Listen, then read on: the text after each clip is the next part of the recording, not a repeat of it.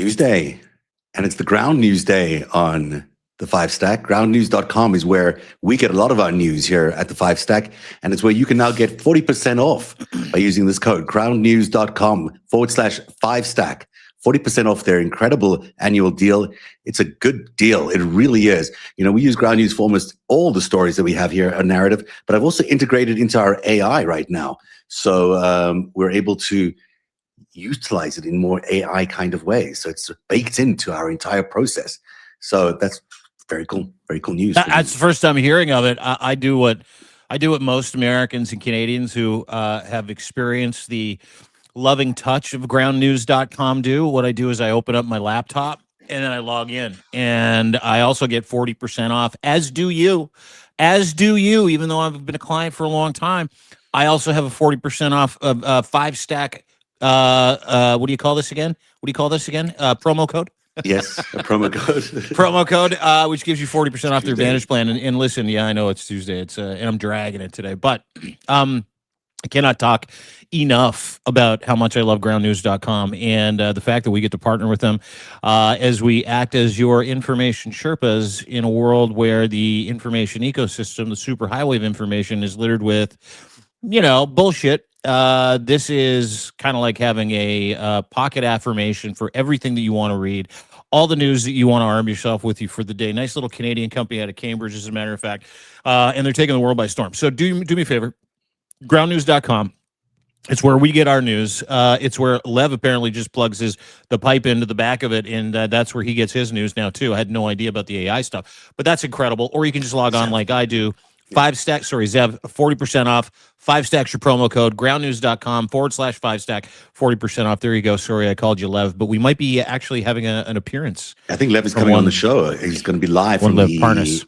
From the hearing in Florida, where the victims and survivors of Jeffrey Epstein are, right now testifying about the cruel and really unusual treatment they've received from the Department of Justice and the FBI over decades of trying to get justice around Jeffrey Epstein. In fact, it's one of the stories that was in the blind spot today on Ground News. In Ground News is a story about the Jeffrey Epstein hearing, because it is actually fallen off people's radar to some extent. But the blind spot feature on Ground News has a highlight on it, which gives you stories that you might be missing from the other parts of the news spectrum. And this was one of those stories. So I'm glad they had it there. And I'm glad Lev is going to join us in about 2 minutes, he says. So hopefully we'll see him then. And I have sent you this Substack invite. Oh, you did? Did you send him the Substack invite, or did you send him the software invite that we have? I did. I sent him both, but I'm going to send it to him again just in case he missed it. Did you get yours? Oh yeah, I did, but I figured a workaround, so I don't have to keep asking you for invites, and so I just plugged it right into StreamYard, which is good, which is our software here. Not that anybody needs to know how this works, but the reason why we're going to have Lev on is because he literally just walked out of the Florida Senate hearings with the Epstein survivors, which I believe is our story number 5. Good place to start there. We can kind of kick the whole thing off, and.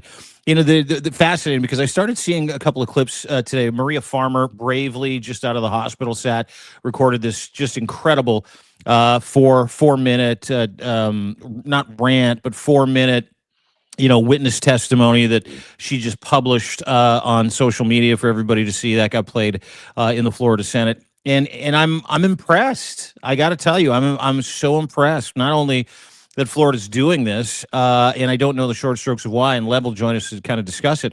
But these women have suffered and suffered and suffered, and have been through the ringer over the past few months, because Donald Trump and his DOJ, this is the allegation now, willingly doxed these women by including their names in the Epstein files when they were forced to release them, to get them to shut up, to make them afraid, to get them to run. And I watched some incredibly brave women today sit in front of senators in this Epstein oversight hearing in the Florida Senate, bawl their eyes out, cry, talk about how, it wasn't enough that they had to be victimized. They had to be trafficked and raped by Jeffrey Epstein and his sex trafficking pedophile cabal.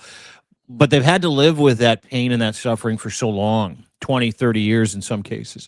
Now, they got re-victimized again, which for a lot of these women that were Jane Does until Donald Trump's DOJ unmasked a lot of them, trying to keep their lives together, trying to keep whatever momentum they had, living their life, moving forward. They didn't want to be, found out. And this is what the hearing, I believe, is more about than anything, which is, how is it possible that Donald Trump's DOJ doxed all of these victims when they said the only goal was they were trying to protect them, including one victim, one woman, and I don't remember her name. She was a Jane Doe, whose name had been redacted prior to this for 20 years, and her name was unredacted in the Epstein files 500 times, dude. 500 Yeah, no, times. this is really, firstly, the administration, this regime had choices here. They deliberately did this. They wanted the identities of these women to be released because they were going to be vindictive about all of this. And, it's very in sync with everything else this Trump administration has done. They're determined to be as cruel as possible. And in this is no exception. So while saving themselves, while saving all of Trump's friends from exposure and saving them from prosecution, they deliberately harmed these women who had already been harmed, before in these horrific circumstances. So for them to have to go through it again is just unbelievable. And yet they are so persistent and persevere with so much integrity. It just blows my mind away how strong they are. Because especially with Maria Farmer, who has been through this for many, many years. I mean, it's 1996 is when she first filed a complaint against Epstein and Maxwell. And, can you imagine your entire adult life? I don't know where you were 30 years ago. But imagine what it would be like to have spent the last 30 years fighting this really, really big enemy who's determined to shut you down, who's determined to shut down your accusations, who can reach right inside the FBI and stop investigations, can reach right inside the DOJ and get word down that the person who did these crimes should be given a light sentence. These are just horrific circumstances, and the toll. And Maria is always very strong about this. Is the health toll has been tremendous. She's had various battles. And Lev's just joining us, I see right now. She's had various battles with health and just came out of the hospital again just now. After which is why she put it out, because she didn't have a chance to go to Florida for the Senate hearing where Lev, I believe, just left. And I think he joins us now. Lev Parnas, ladies and gentlemen. Hey, buddy, how are you? Really kind of a wild morning, heavy morning. I don't know where you want to start, but really proud of you for going to support those ladies. Really, really proud of you. No, I appreciate it, guys. Thanks for having me. It was so at first I didn't know, it was very confidential the way they were keeping it, so nobody knew exactly what was going to take place. I got a call from some of the oversight committee last night, letting me know also some other congressional people that were going to be going there. Or they're running for Congress to let me know that it starts at 10 o'clock to show up there, and we'll see what happens. I showed up there. There was a lot of security. The interesting part, the sad part, and that I think that I want to just start off with is it's not getting the attention it's supposed to be. If you take a look at even going back to what happened in Virginia when we were in Washington, D.C., remember, Dean, for the event, and the Virginia Gaffey's family had that, what's it called? Uh, Virgil, and I said to myself back then, I said, there's a lot of people out there that are making a lot of money off, talking about, this stuff, and again, not everybody wasn't there, but I'm talking about the people that were there and were out there, going out to get their hair done, the corporate media and out there, instead of going out there getting ready for the ball, instead of getting out there and making sure that they covered it properly. And I think same thing here. We had local press there, but the only other people there were Jim Acosta came down there. Proud of him. Stepping out. Katie Fang was there. Tara Palmieri was there. Um, and I don't know if I saw Julie K. Brown. I did not see if I saw Julie K. Brown, but that was about it. It was difficult to get in. It was very tight knit. They weren't letting anybody in. But we got in, and they allowed us to live stream the whole thing, publicly, which was really good to do, to get the public to be able to be a part of the whole thing. That was pretty, I think, important, to see that happen. And while we were in there, I could tell you there was a lot of moments, from a lot of the speeches, from a lot of the different survivors, to also, obviously every time Sky, Virginia's brother, talks, it's obviously that alone, it gives you feel it. But also when it comes, to the new one of the new survivor, two of the new survivors.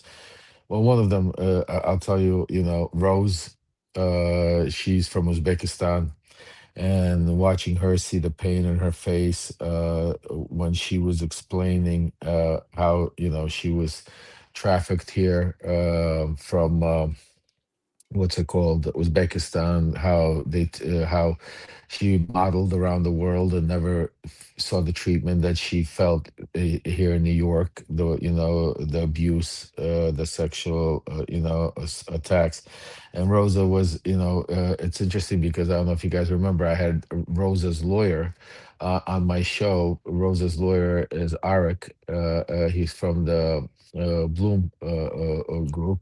And the good part is Arik was there also, and we're going to have Rosa on. She's an incredible, human being, and, listening to the passion in her voice. It was interesting how they said, one of the Congress, people asked her, what would you want us to do? Like, what would you want to do? What kind of accountability? What kind of justice?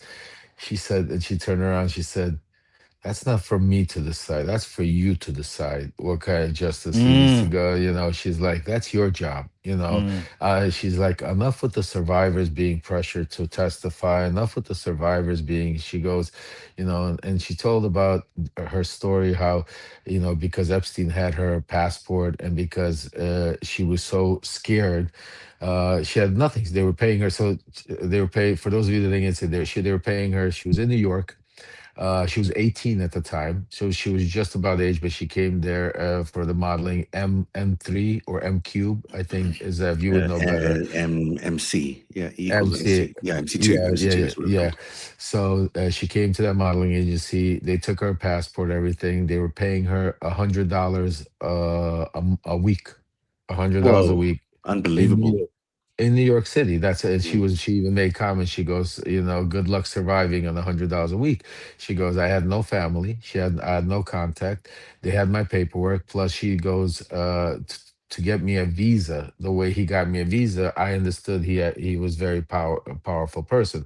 That, So she goes, there was no way of me getting back. So, she goes, I went through a lot of pain and suffering. She goes, but the other really thing that hit me and really touched me was the pain that she suffered, and that's why we need to speak up. She goes, I don't know what was more painful. I'm paraphrasing, obviously, guys, to what she said exactly. I'm not quoting her. She goes, but the pain that I suffered, she goes, when the DOJ released all, the records and exposed me, over 500 times, I think they exposed We her have that clip. We could actually pictures. play it if you Oh, do you? Please go finish your ahead. thought. Yeah, yeah. Should No, we no. play it? Please, Oh yeah, please, play please, it. please. Yeah, play the clip. I Yeah, play the eventually clip. found the courage to reach out for help.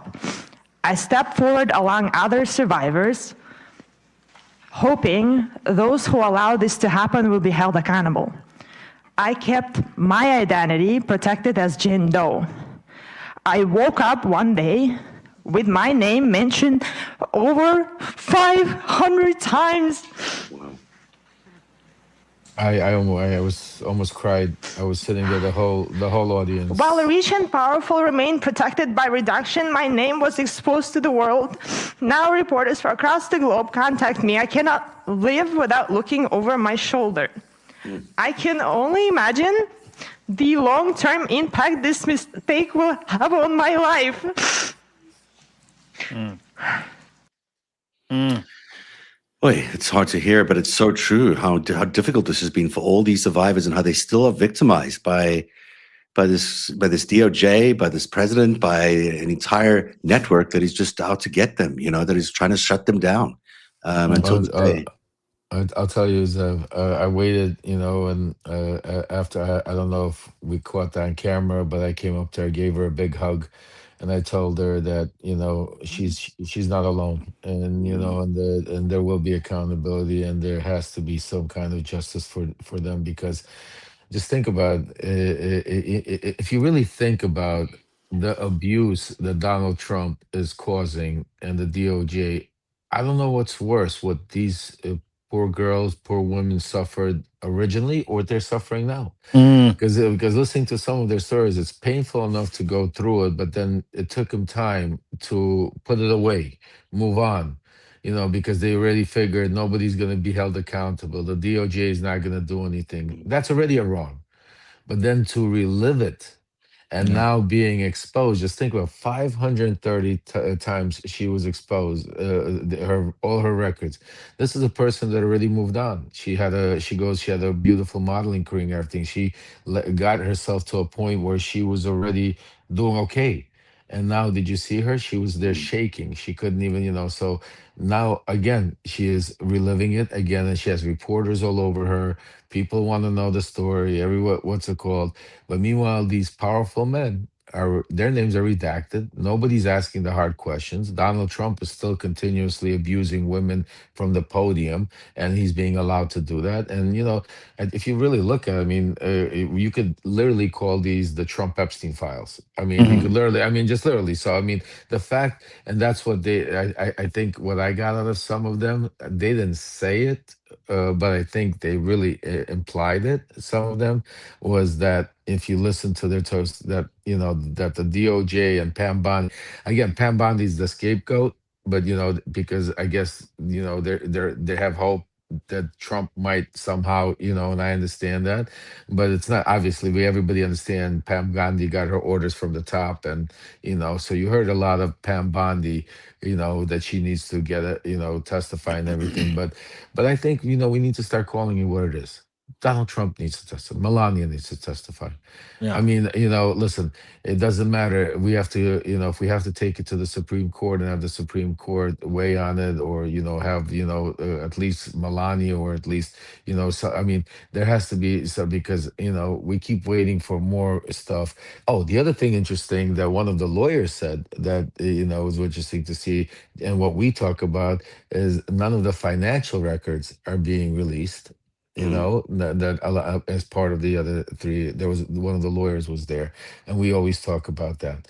Yeah, it's a huge cover up, huge cover up. But what you're saying about these poor victims having to now litigate all of this in public in their lives every single day, they can't keep it as a secret, or they can't keep it as something private that they work through with therapists or close friends or whatever.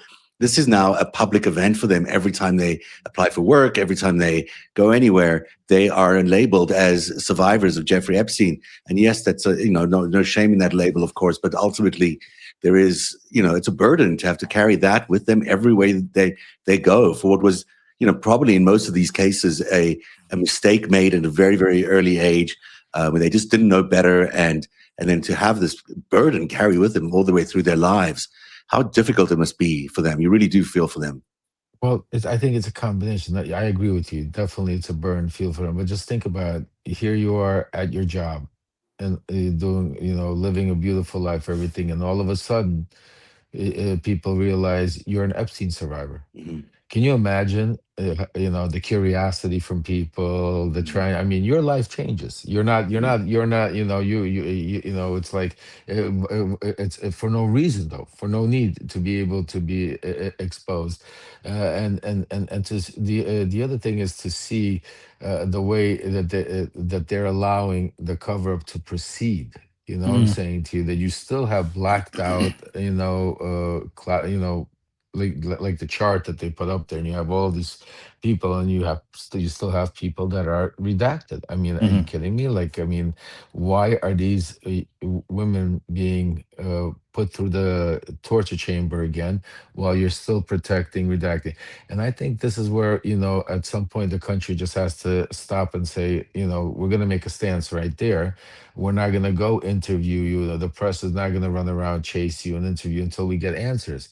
Todd Blanche, we're not going to let you get away with these answers. We're going to, what I'm kind of like, and I know we had reporting earlier today that the DOJ is now looking into, Trump has them looking into treasonous. I don't know if that's going to be one of the things you guys are Yeah. going to speak about in the Substack, which is, but it also leads into that is because, people are like, I don't know, scared or complicit, combination. But I mean, like, why not just stop and say, no, we're not moving forward. Yeah. Like, we don't care. We don't care But about the who's going to next stop shiny them? story. Who's going to stop these guys? I mean, that's the thing. You've got this DOJ that's a runaway DOJ now, headed by a acting attorney general who is the president's former defense lawyer. This Yeah, guy's no, not going to do really. anything to hurt And, his I, former and client. real quick, I don't know if you saw yesterday, and he doesn't give a shit if people know that either, because yesterday he's doing his Rose Garden bullshit and completely rambling, completely insane. And he's like, "Hey, there's Todd Blanche. Todd Blanche. Yeah, that guy but the kept me clip, out of jail. That guy kept me out of jail. Yeah. Let's play this clip. Let's When watch you it love if we can. sorry. We have a man who's doing a great job, I'll tell you. I knew it. Because he kept me out of jail for years. Acting Attorney General Todd Blanche. He kept me out of jail. They would indict me left and right. The crooked Democrats. It's amazing. They impeach me, they indict me, and then when I get in office, if I say something like, well, maybe that should be looked into. Weaponization. I go through court cases. I win them, but because they were fake indictments. But when I even mention, like I said the other day, that some of that stuff should be looked into, they said, weaponization. He's a terrible human being. Weaponization, right, Cash? They blame me. I mean, he's Right, Cash. Can you imagine being the guy who's like, Cash, right? Cash. With a bourbon. Let me put the. He's testifying right now. Oh, there's Denver. Oh yeah, Denver's on with Katie Tur right now. Yeah. But listen, let me ask you a question, Lev. Because you're in the Senate hearing in Florida. And by the way, again, I'm really glad that you went, and I really appreciate you kind of jumping on with us to kind of talk about it. But one of the lawmakers, a female, walked out, and her name escapes me, and she said, "Hey, listen, we're pretty sure we know what's going on here." And this is sort of the through line through a lot of the clips that I saw, and I want your thoughts on this. And Rosa really touched on it, that the unredacting the names of the victims was strategic. It was on purpose. This was not a mistake. This was not, the FBI just missed a couple times. To leave her name out 540 times. And it's like he just kept victimizing her every time he did it. But one of the lawmakers came out and said, "Hey, we're pretty sure we know why he did this, and we're pretty sure he did this to make these women shut up. We're pretty sure he did this to make them pay again and again and again for crimes that he is very well aware of, most likely contributed to, and the greatest cover-up in American history." And that was shocking to me. And I don't know if, you were there. Maybe you can kind of give me download some information for me. But was that sort of the theme here for a lot of these women? I mean, oh, absolutely. I mean, just think about you want to go even a step further. One of the things that was even more shocking to listen about not only did they get re-abused, but the abuse that they went through this whole process. So then you had one of the victims talk about she was 14 years old. So check this out. I mean, folks, you can't even get. She's 14 years old. She was living in a trailer park. Her parents were addicts. And the way she was telling the story, I had tears going down my eyes because when you live here in Florida and how some of because there's a bridge. There's a bridge that goes over where it's like the pot at the end of the goal at the end of the rainbow. That bridge is like a rainbow. On one side of it, you have trailer parks, you have very low income, you have crime, you have people that, like they say, from the tracks, and then right over the bridge, you have like Mar-a-Lago. You have Mar-a-Lago, you have the estates, so all of these kids, unfortunate ones grow up watching like over the bridge. That's where all the fancy, that's where the cars, that's where all the rich, powerful people, and they go. And she's telling the story. She goes, so when I went over the bridge and I got into that part of the world, she goes, I was mesmerized. at 14 years old. I didn't understand where I was coming from, a home where, my parents were addicts. I was, troubled myself. She goes, but what really hurt me, and this is where really I almost dropped the phone. I really, she goes, what really hurt me, she goes, is when I was being accused and told that I could possibly be prosecuted for prostitution at Mm. 15 and 16 years old. I mean, I Mm. mean, and then I'm glad she had the strength. She turned around. She said, "Is there even a statute for that? Is there a criminal statute for a 15-year-old to be charged with prostitution?"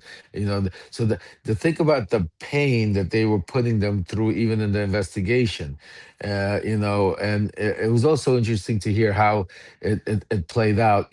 Because hearing from the lawyer that was sitting there that represented them, and the way he basically, and I apologize, I'm bad with names, folks.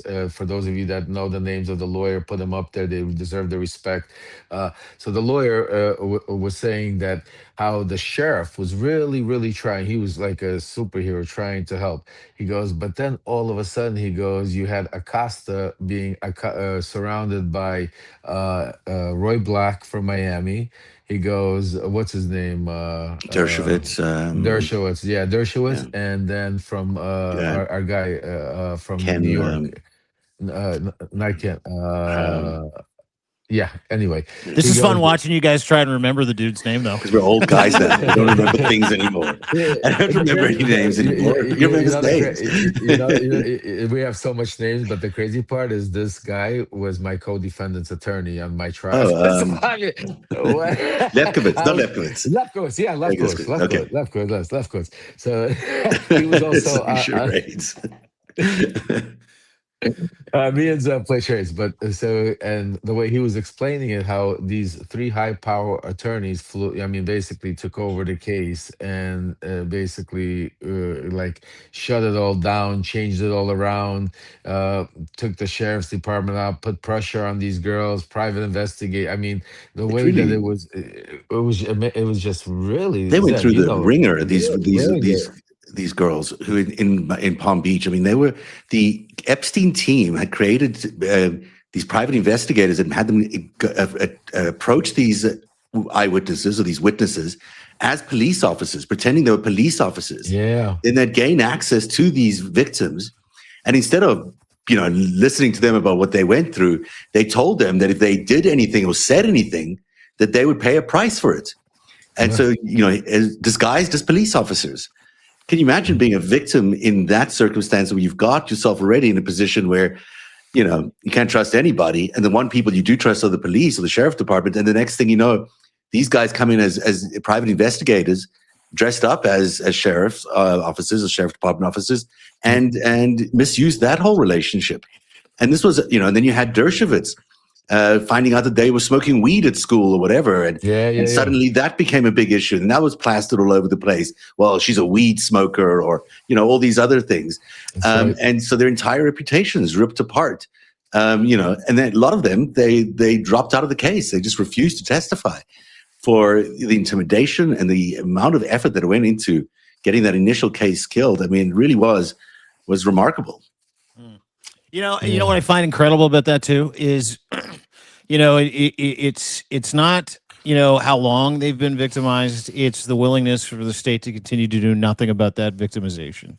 And then you think about that victimization, and you think about what they went through, what they got threatened with, and you think about the fact that there were thousands of these victims, thousands of children, thousands of young women, thousands. And to your point, how effective that was, because how many people showed up to this hearing, Lev? How many victims showed up? Thousands. What, were there 12? Were there 7? Were there 10? I mean, these are the strongest of the strong at this point. These are women who refuse to sit down anymore. And I watched Maria Farmer do her 4-minute speech. I don't know if you saw that, Lev. That was just that as well. Of course. I think that this started off. They started off with the Maria Farmer, which was listening to her story and watching her and the pain she's going through. And I know Zev knows her well. We've even tried to connect with Maria and tried to, but she's very it breaks your heart. I mean, watching the different stories of all of these women, and you want to play Maria's Yeah, and then Why don't you play the clip and then we'll go over it. So My name is Maria Farmer.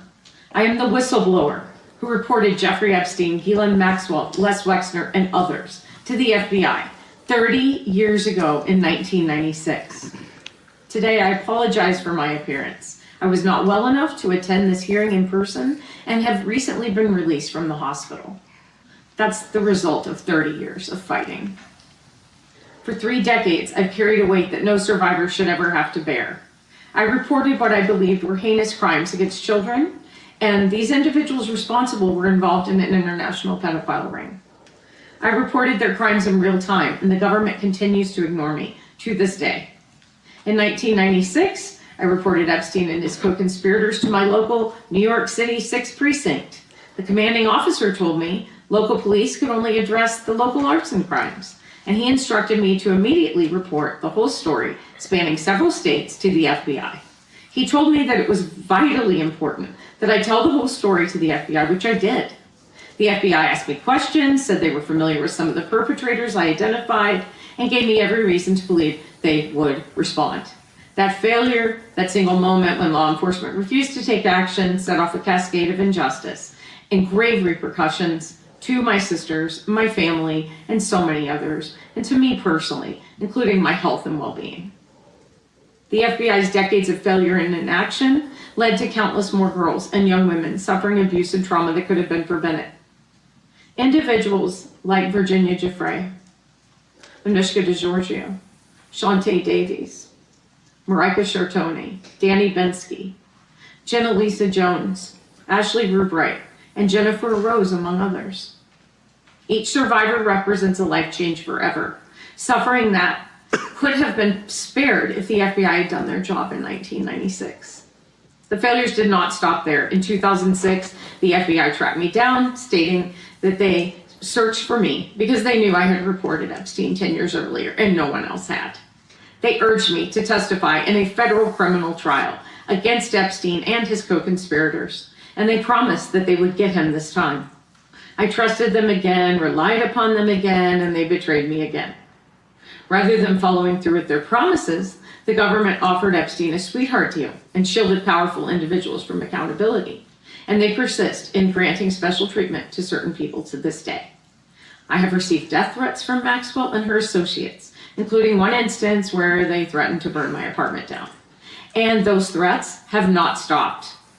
I have been subjected to more than 3 decades of ongoing harassment, vicious challenges to my truthfulness, and real danger from internet instigators, trolls, and more.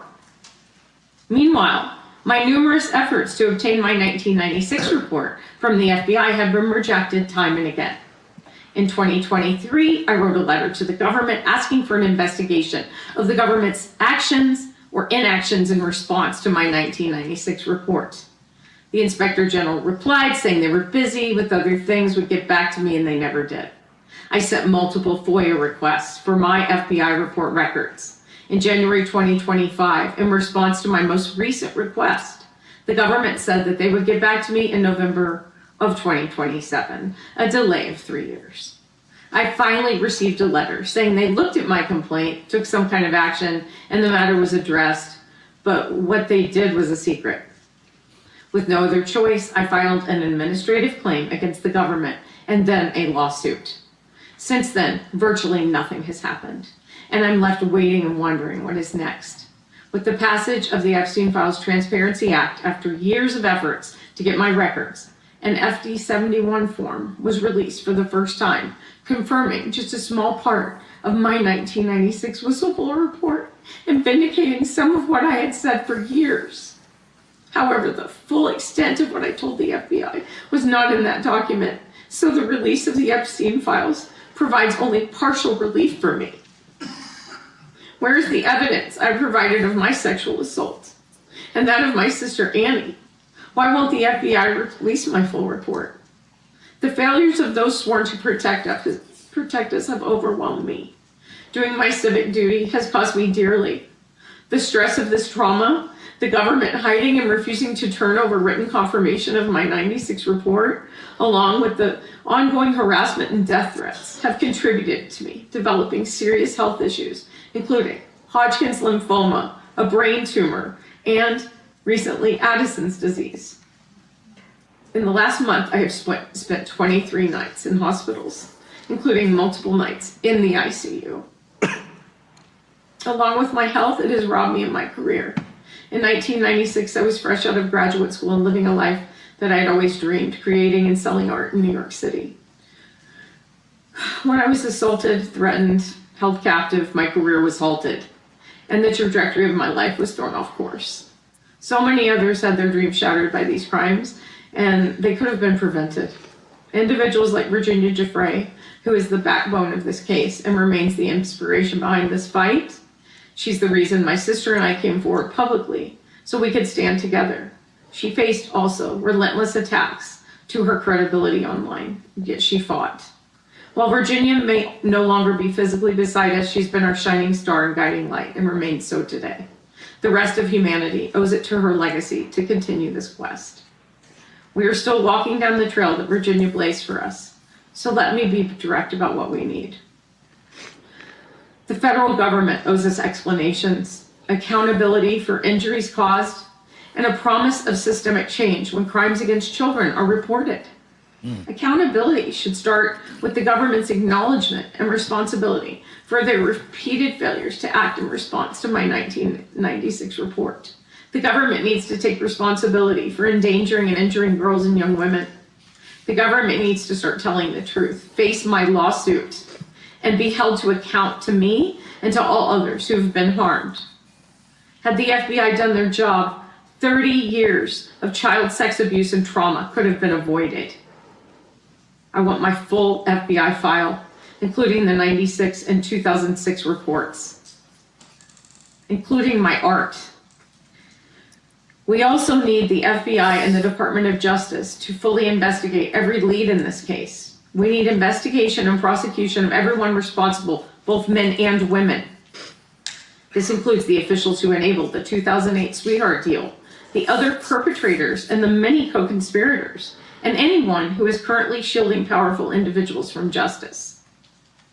No more protection for the guilty. There must be no pardoning or commuting the sentence of Maxwell, who sexually abused me, my minor sister, hurt so many girls and other young women, and personally threatened to kill me, has shown no remorse, and has demonstrated no basis on which to believe she would ever be truthful. As the Epstein case whistleblower, I have waited 3 decades for justice. It's a miracle I'm still fighting, especially considering what the stress of 3 decades of this case has done to my health and well-being. I will keep fighting for justice and transparency, for a better, safer future for the next generation. Hey. Now that's how the hearing started. It was that she was the first witness to testify, and then after her went Sky. So you could imagine the setup in the room. It was, to watch her, the pain that she's going through, and just think about the one thing she has. She goes, "I want my file. I want my file." Like, I mean, none of the victim, they're doxing them, but they won't even give them their files. So shocking. I mean, it's just beyond. I mean, it doesn't stop. It's like every time you think, okay, they did something else, it's something else. And it's like in different stories, different people, different victims, different ways being victimized. It's just like, it's like, when are we going to really say is enough is enough? I mean, a lot of people say it, a lot of people, but I mean, listen, I mean, this is just think of it. There was no Republicans there whatsoever. I Unbelievable. mean, The Republicans showed up. this is supposed to be a bipartisan issue. I thought we got past that. I thought we got past that point where now all of a sudden, and even and I'll even give you another thing.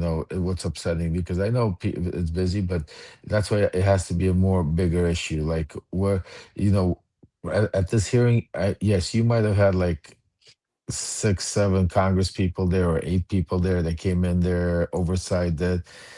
But it was also more like, we're in, we're out. Like, you know what? Right now, why didn't they shut down and have Schumer, Jeffries, everybody fly down, support, stand in front of the courthouse, City Hall, talk about how make this the biggest news event out there. Have every, and say, Massey, have them fly in, find out where's Marjorie Taylor Greene, have her sit in the. I mean, what I'm saying to you is, again, listen. Uh, yes, it's better than nothing, and but at the same time, I keep looking at these women, and I keep even skying them, and it's like, I said to Sky today, I said, what do you think?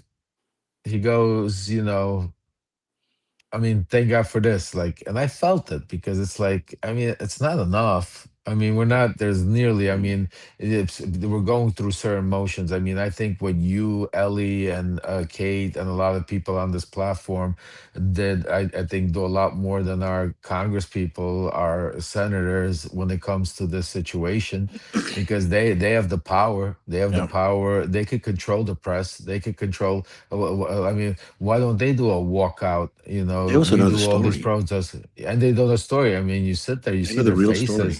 Yeah, you see their faces. They're like in shock, like, they're hurt. So why not do a walkout? Why doesn't Congress do a walkout? Like, we protest. How come that every congressman, senator, just shut it down, walk out?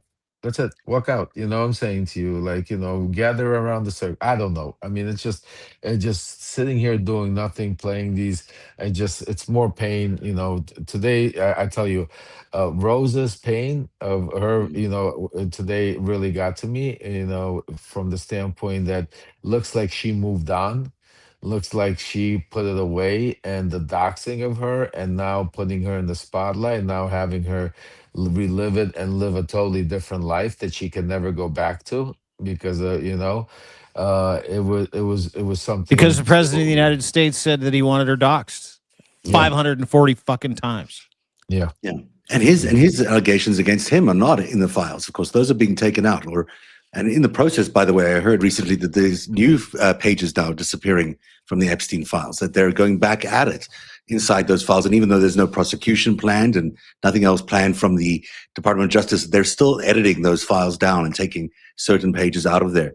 Maria's been I've never encountered a woman with so much strength, and despite her 30 years of fighting for something like this, and it has been her really that has been fighting, to and she's had this toll of this health scare and many other health scares over the years, but she is such a strong person, and every single time they come at her with one thing, she fights back. She is so determined to make sure that this doesn't happen to any other girls, that she's taken it on herself to fight that fight until the very end. She's remarkable.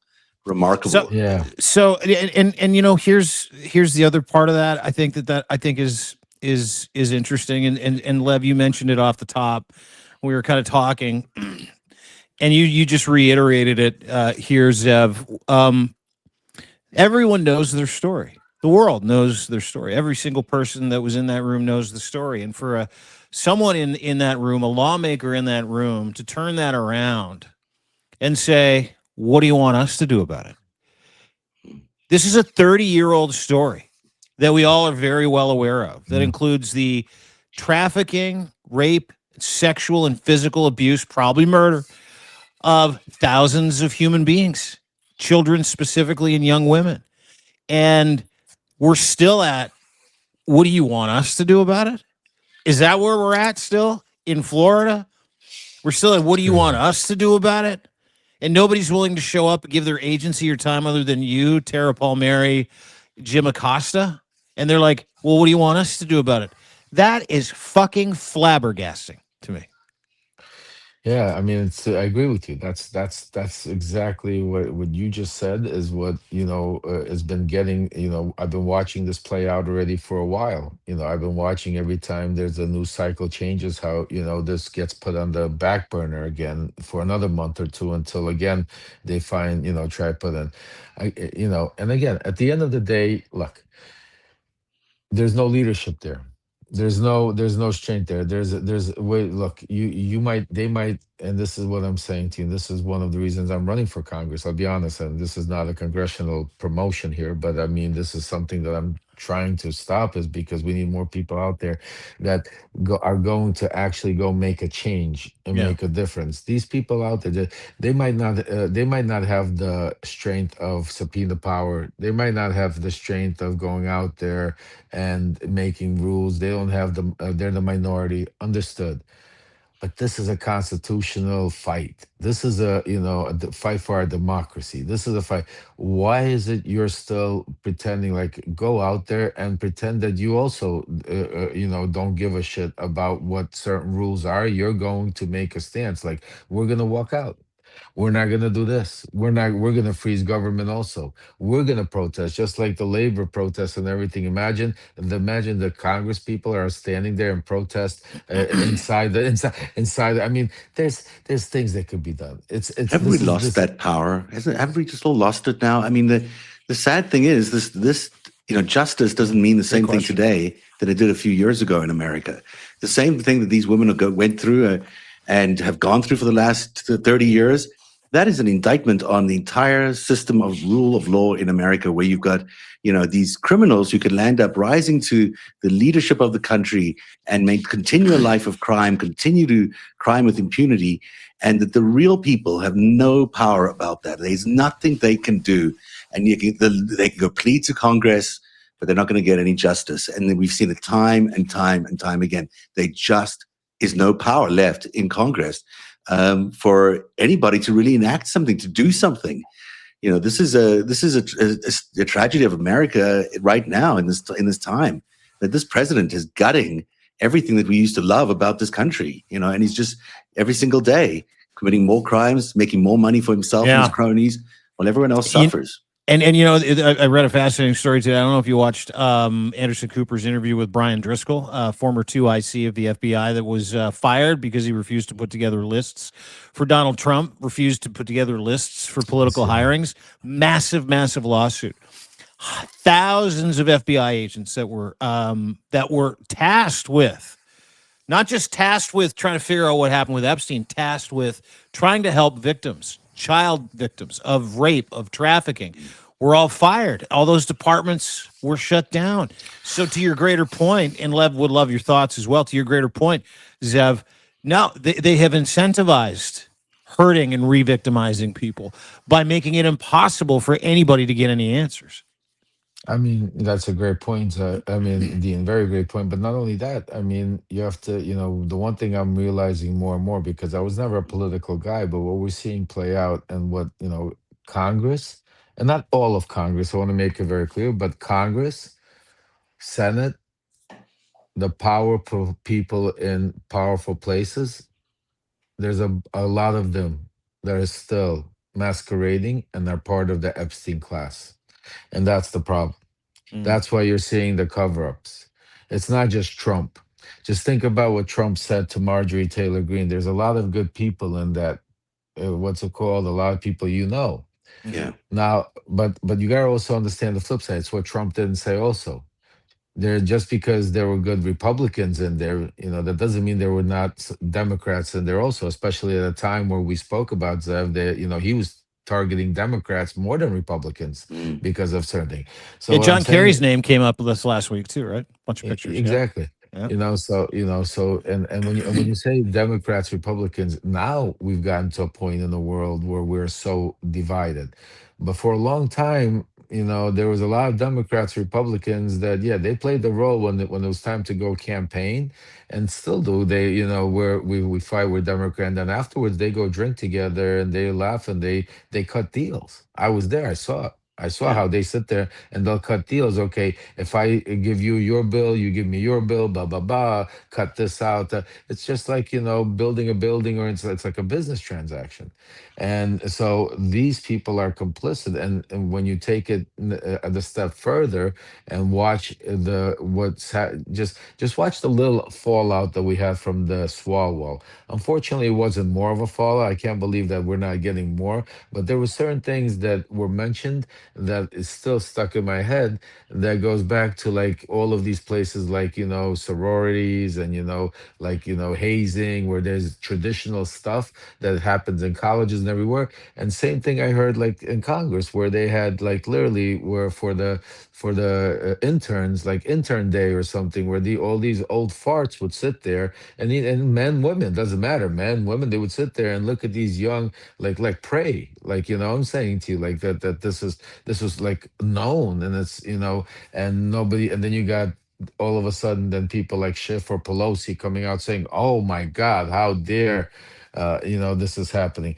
So I think, to answer your question, I think there's more complicity that it needs to be uncovered. I think that is why we're having such a cover up. That's why we're having, because I think there's still people in power, see, that are complicit, that they're trying to be covered up. Like, we already know Trump is definitely. I mean, there's nothing else. I can't imagine anything else that could possibly be there, Zev or Dean, that could say, well, Trump was not complicit in something. Oh, I mean, he's just there. he's He's there. there Of course, everywhere. he's there. He's Yeah. everywhere. Exactly. You know what I'm saying to you. So, and there's others that might be, like, one of the survivors said today. I don't know which one it is, so I apologize for that. I should have known which one said it. But she goes, and how many of these people are still right now in power, victimizing and doing this right now, because they're being covered up by the powerful still, like by not releasing the files. Just think about who's traveling right now with the president of the Right. United States Exactly. to China. Exactly. The names, the Exactly. list, the CEOs that are traveling with that man to China right now. Steven It's Schwartzman, the Epstein Elon Memorial Musk, China trip is what it is, right? Leon Yep. Black. All these people are exactly the Larry Fink, the same people that surrounded Jeffrey Epstein, the same network, the same people who stole your American dreams, basically, in those heists that they did, and have walked away with all this power now. They've had no punishment. They've had nothing done to them. They've walked away with billions and billions of dollars and are now escorting the president on the state mission, on the state's visit to China. And these poor victims and these poor survivors are still begging for justice. I mean, it's not just government that's been corrupted, it's business that's being corrupted. And it's very difficult to get so much power to be dismantled, because ultimately those corporations run America. They're so important. If you start going after all these corporations, what are you going to do then? Go after government, you're going to go after all these people, but they're all complicit in some way or another. I agree with you. So I have a question for you guys. We were going to do the FiveStack. We'll figure out. There's a bunch of FiveStacks in here, but obviously this is about Jeffrey Epstein. I'm really glad it is. And I'll ask my question in just a second for both of you, because the more you talk, the less hope I have. But we'll hold out hope. And one of the things that I think is fascinating about this whole situation, specifically watching these women today, and then having this conversation with you. And here's a question: is I think this was too big for any kind of accountability. I think in the United States, there are so many people who are compromised, and I think it's financial. I think it's institutional. I think it is. I think it would bring down the house for so many different people, relationships that really underpin the United States of America at this point. That's how I feel. I would love your thoughts. I mean, I'm going to tell you, unfortunately, a lot of people don't like to hear the truth, because the truth hurts. And, me, I speak truth to power. That's one thing I've already embedded in my head. And You're not scared. forward, listen, you got to understand one thing. The people we were talking about, there was a generation of a society that at a certain point, it was okay to treat women like this. Yeah. It was okay to treat people, Children. immigrants or children like this. Mhm, It was okay. There was a different, and that's why when we talk about the progression that we made as a society, as a country, the 70s, the 60s, 70s, 80s, those were Mm. huge. Those were eras where women fought for their rights. You know, racism was defeated. You had the Martin Luther King. I mean, you had a lot of progression happening where our country where it got to a point where that is why the 70s and the 80s, it was more about building a family, middle class, you know, and that's what made America the greatest country in the world, because we didn't have just dictators or oligarchs and the poor. We had a middle class, the strength, the vision of having buying that white picket fence house, and that's what was promoted and through that whole time. But at the same time, you had a lot of people like Jeffrey Epstein, or the rich and the powerful, that uh, controlled a lot of these things. Like, let me even take it a step a little further. Back in the before in those same days, if you think about mobsters, they had a lot of control of the unions, they had a lot of control of the judges, they had a lot of power, right? That's why they had such strength. That's why they could get away with a lot of crimes, because they had political cover, until that went away with time. Same thing here. People like Donald Trump, Epstein, all these are, you know, Leon Black. These are people, titans of the industries, people that were billions. They had the same power. They had the same judges, same people that were, but here they were part of the network. These judges, these were, because it was like the good old boys club. You know what I'm saying Mm. to you? It's a club you would want to at that time be. It was a club that you got away from your wife and your kids. It was okay. It was like, you know, Illuminati, you know, like, you know, I know people, some people don't believe that it actually, you know, but you have all of these groups like, you know, the Masons and all of this type of thing where they, you know, have societies, and, you know, so it's the same thing here. There was an actual culture. That's Yeah. why you see people like Weinstein.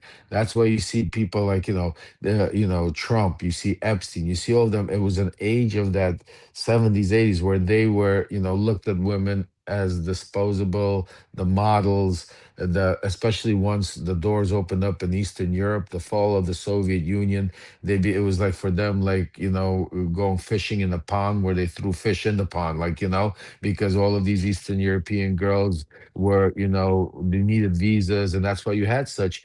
Also, when we go talk to Zev, and we always talk about is why people, countries like Russia were able to infiltrate, because, you know, they were so interested in girls and this and that.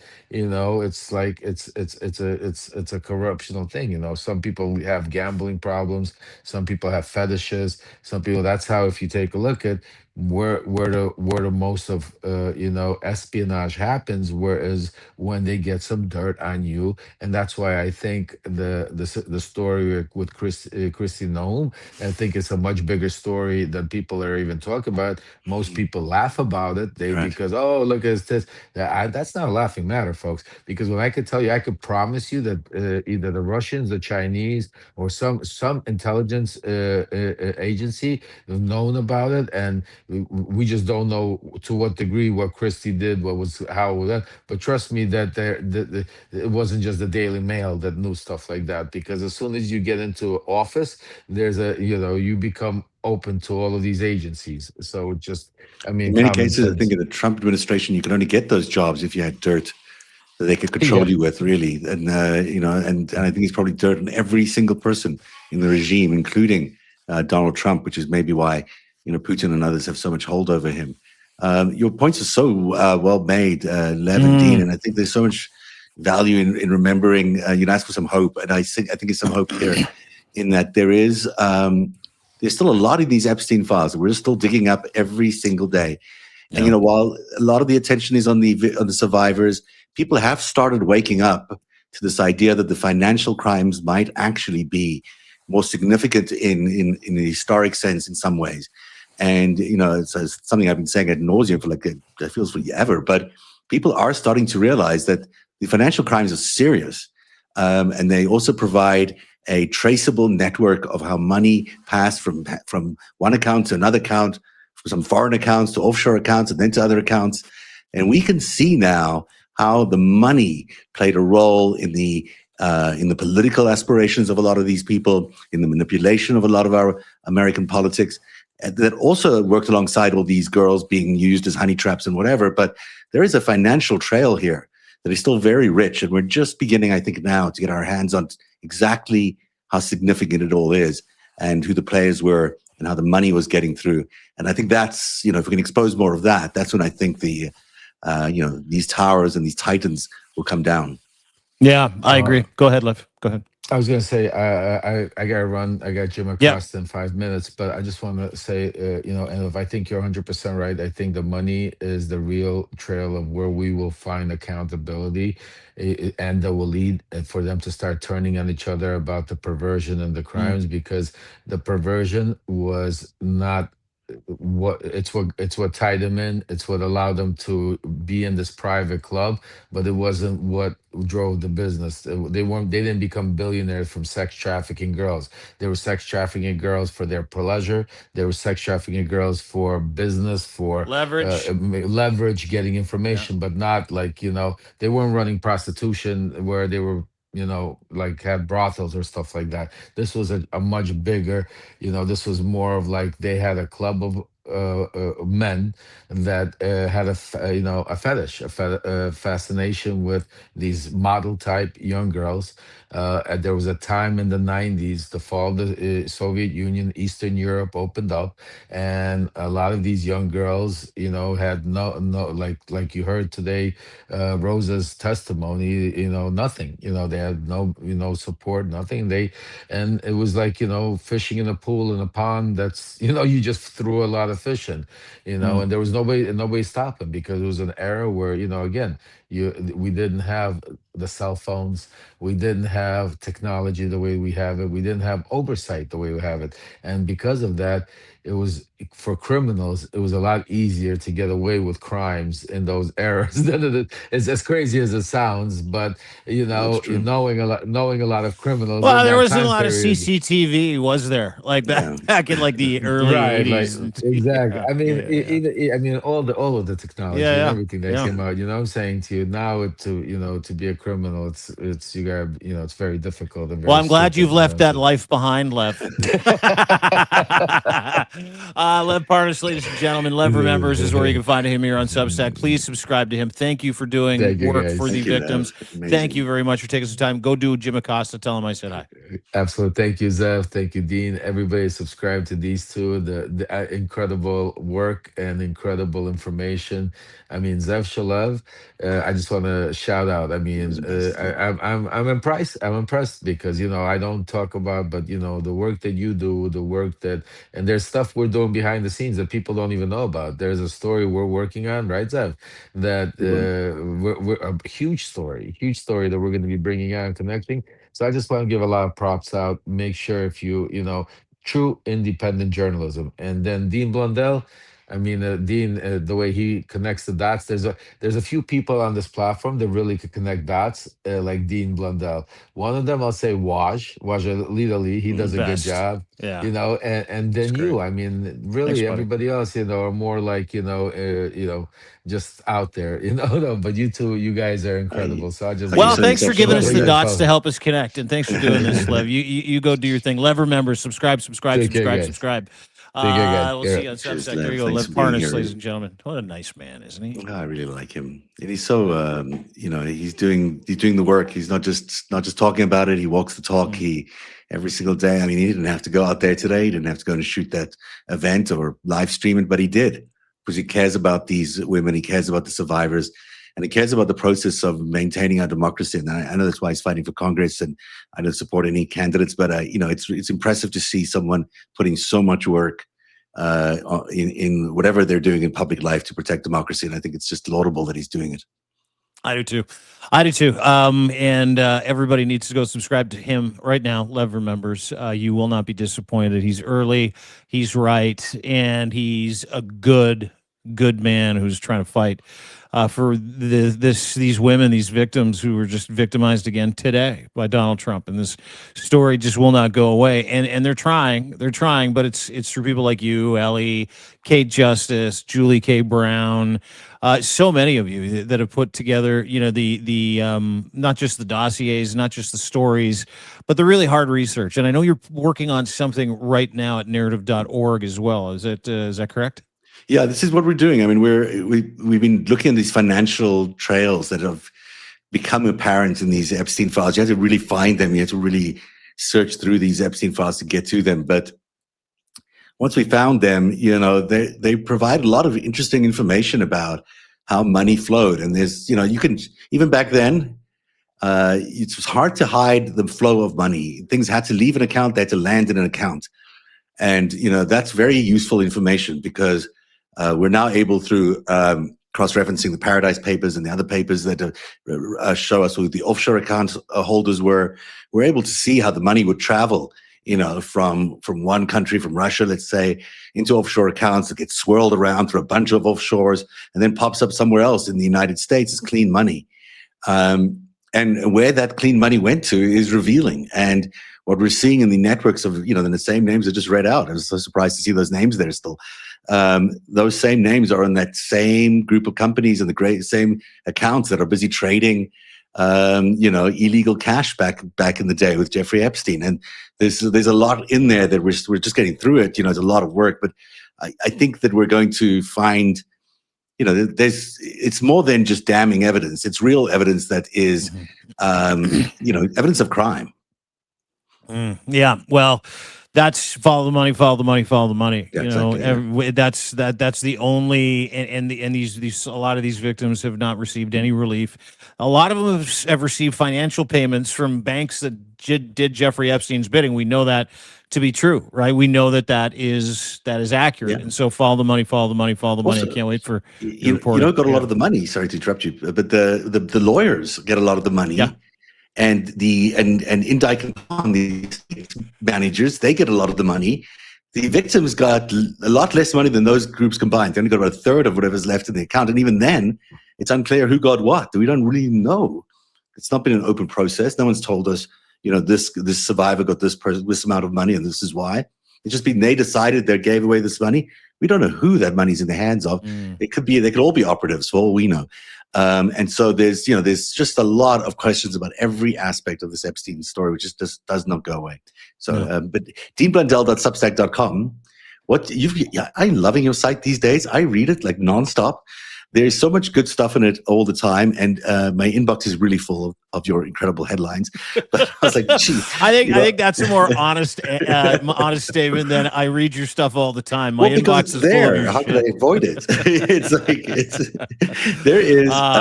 It's really good because I do check it out once I see it. And thank you for that's a more honest answer. Thank you. I appreciate that. Please come to deanblundell.substack.com. Here's the deal. We've got some good shit there today. Not only, I don't know if you've seen the Anderson Cooper interview with Driz, the former second in command of the FBI, who got put out. Oh, it's truly unbelievable. So I went through his story. Please go and read it. Effectively, it's the biggest scandal in the FBI's history, one of the biggest scandals in the world, taking you inside the FBI Trump purge. Former acting FBI director's bombshell lawsuit exposes the biggest scandal in FBI history. Kash Patel and Donald Trump are in deep shit. That is true. So you got to go watch that. I had a little chat with Kenny this morning, the Ken Harbaugh from the Ken Harbaugh Show, about Ukraine's fortunes turning around, and we laughed about the reflecting pool and a few other things. But very interesting. The Trump regime is quietly begging for access to Ukrainian drone expertise. And I hate Palantir like everybody else, but Alex Carr from Palantir just went and sucked up to Zelensky in Kyiv. It is an amazing turn of events. Not only is Ukraine winning, but Donald Trump has just realized something. Oh, I backed the wrong fucking horse. I gotta go make amends, and he doesn't want to do it publicly. So anyway, it's a great story. You can go read there as well. I encourage everybody to do it. We got 35% off, unlimited subscriptions, unlimited access for life. You can lock in that price. More importantly, becoming a paid subscriber, of course, to the narrative and to deanblundell.substack.com. Gets this kind of content to the front of the queue. It gets it to the front of the line. More people get a chance to see it, as do free subs and sharing this. So if any of this made any sense to you, and if you read anything that we do, and if you share with us, God bless you. That's the whole point. We need to inform people. We've got a duty to warn. And if you love democracy, and if you love America, and we love America, I do not love Trump's America, But if you love America and better Americans as much as my friend Zev and I do, we would love for you to come and join us and be part of that resistance team. Blundell.substack.com and, of course, narrative.org. 1R, by the way, narrative 1. And we should just and point no out E, that no E, just a V. NARATIV. That's how you spell it. I just want to say that a lot of the effort to make sure people stay focused on Epstein is because of you at home who are, promoting these stories, pushing these stories, sharing these stories, and not giving up, calling your Congress, demanding answers, supporting these survivors, and supporting the independent journalists covering this. It's without you, this stuff does not get enough attention at all. So it's you guys that have really pushed this story to the point where it's still getting attention, and don't give up, because there's still a lot more to come, and justice will prevail at the end of the day, even though it is taking its time. That is the FiveStack today. Brought to you by Ground News. Go to groundnews.com/FiveStack. Get 40% off their Vantage plan. You have to do it. These are our pocket information Sherpas, all the news and all the information that we get. We get it all from Ground News. Why? Because it's pretty much the only group of people we trust. Canadian company. They're growing exponentially. Why? Because they're your pocketbook Sherpa. Walk around with them in your pocket. Make sure you go to groundnews.com/FiveStack. 40% off your annual subscription, and you will get that for life. That's what We they shall do. see you Nice tomorrow's people. FiveStack at 3 o'clock. You got it. Cheers, Bye, guys.